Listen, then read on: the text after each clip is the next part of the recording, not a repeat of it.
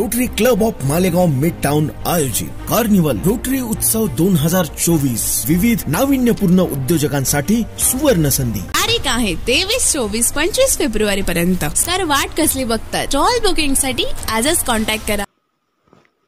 नाशिक शहरातील वाढत्या गुन्हेगारीचे प्रमाण बघता नाशिक पोलीस आयुक्त संदीप कर्णिक यांनी पोलीस व नागरिक यांच्यामध्ये संवाद व्हावा या हेतूने नाशिक शहरातील 35 जॉगिंग ट्रॅकवर तब्बल 78 पोलीस अधिकाऱ्यांची नेमणूक केली आहे।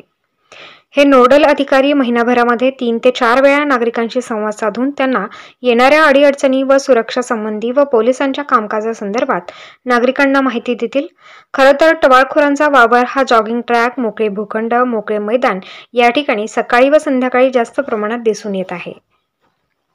त्याच अनुषंगाने नाशिक पोलीस आयुक्तांनी हा उपक्रम राबवत नागरिकांना दिलासा मिळावा व पोलिसांना टवाळखोरांची व गुन्हेगारांची माहिती मिळावी या अनुषंगाने घेण्याचे ठरवले आहे। आज उपनगर पोलीस ठाणे हद्दीतील जॉगिंग ट्रॅकवर वरिष्ठ पोलीस निरीक्षक पंकज भालेराव यांच्या मार्गदर्शनाखाली त्यांच्या टीमने त्या ठिकाणी उपस्थित राहून नागरिकांच्या समस्या जाणून घेतल्या।